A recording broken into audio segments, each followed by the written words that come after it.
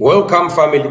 Zanu PF and Mnangagwa are crying foul as we speak, running all over the world, seeking for some money that they are saying they need to feed 12 million starving Zimbabweans.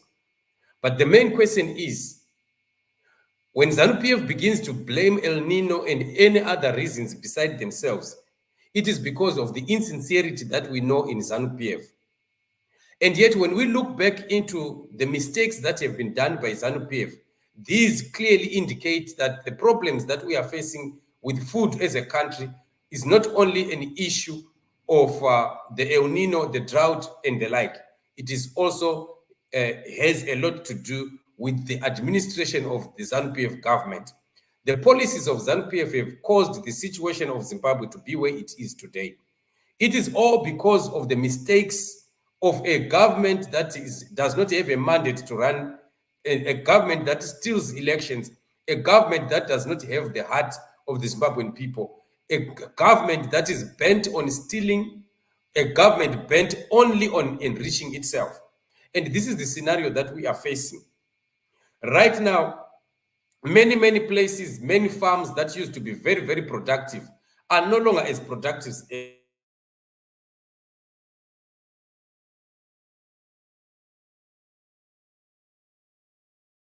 by Kudzai Sarwaka. He says this is what they did to a productive farm of oranges. In 2017, the country used to get tons of oranges here. The Bible teaches us the story of two women fighting for the baby. This situation dey kuti dambura pakati tese tite loss musadaro nyika vanhu. So if you look at this, this is a picture of an orange farm, a once productive orange farm that has been turned into a bush, all thanks to Zanu PF and its policies. Can you see what we are talking about, family? This is why we are saying the problems that we are facing as a country are as a result of the leadership, the policies of the Zanu PF government that claims to be liberators of the Zimbabwean people. And we face this scenario because of them. And today they are talking about drought in the country, and they want to quickly rush to blame the El Nino, the drought, and things like that, without even pointing to themselves. It is solely at the shoulders of Zanu PF that Zimbabwe does not have food today. If Zanu PF had been well prepared on time, they could have kept the problem that we are facing today. But how does that work when productive farms that used to produce tons and tons of oranges, like the one that we are looking at today, is now a bush area? If it becomes bush area, they will come and cut the trees again. If you look at the fences, they no longer exist. They've already been cut off. The poles have been taken out. The irrigation pipes have been uprooted. Machines have been taken. Pumps have disappeared. All this owing to Zanu PF and its chaotic land reform program. And when we say that the problems that we face are as a result of Zanu PF would want to quickly rush and start attacking us. And yet, this is the truth that we have on the ground. We really need new leaders in our country. Zimbabwe cannot progress as long as we still have Mnangagwa and Zanu PF doing the things the way that they are doing. They don't have any program that they put in place. They don't have any mechanism that they have in place to curb for any eventualities that could come or befall the country. In the event that any eventuality comes, you'll find that Zanu PF are firefighting government. They are a government that firefights. They are waiting for fire to burn first, and then they start to look for a solution. Right now, the propaganda of Zanu PF and all its mouthpieces, they are so busy at running around saying the government is a master plan to curb the hunger and the starvation that the country faces right now. Why do you want to come up with a plan when already all the horses have bolted? Why not plan when things have not yet happened, when disaster has not yet befallen the country? That is the time to plan ahead for anything that might befall the country. But we don't have such leaders. Emerson Mnangagwa and Zanu PF and the BIGWIGS, they are busy looting, stealing the diamonds, stealing gold, stealing the resources of the country. Nobody ever cares about what is happening to Zimbabwe. Nobody cares what is happening to the sectors like agriculture, the productive sector, the industrial sector, the factories. Nobody cares about what is happening in all those areas as long as they are busy looting the gold, looting the resources of the country, siphoning the riches of Zimbabwe out to countries like Dubai.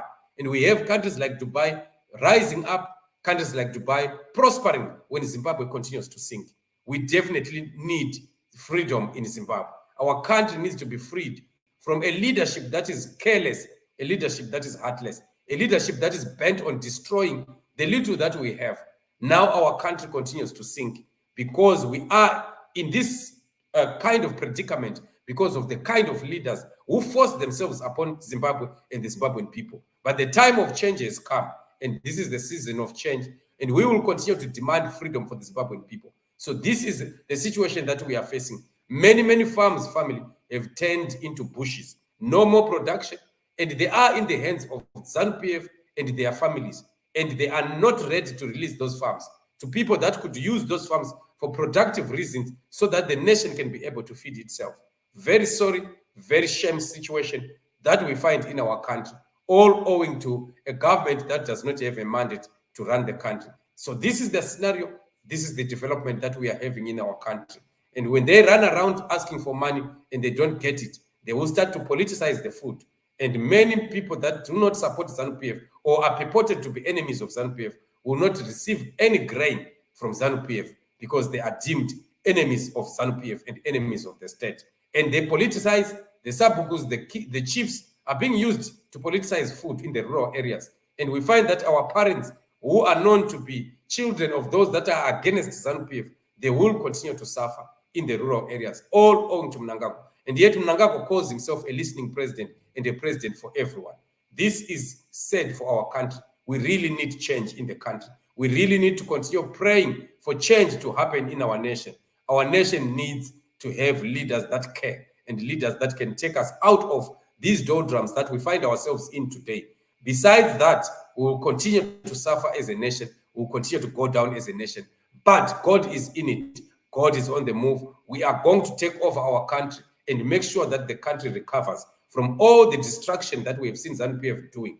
We are definitely going to come out of this poverty and all this lack and the marginalization that we've seen our people going through because we are coming from a government in a country that does not care for its own people. So family, thank you so much for joining me on the show. Remember, as always, to subscribe to the channel so you can continue to support the gospel that we are presenting before on this channel. Thank you so much for joining us on the show. You are blessed. Till we meet again.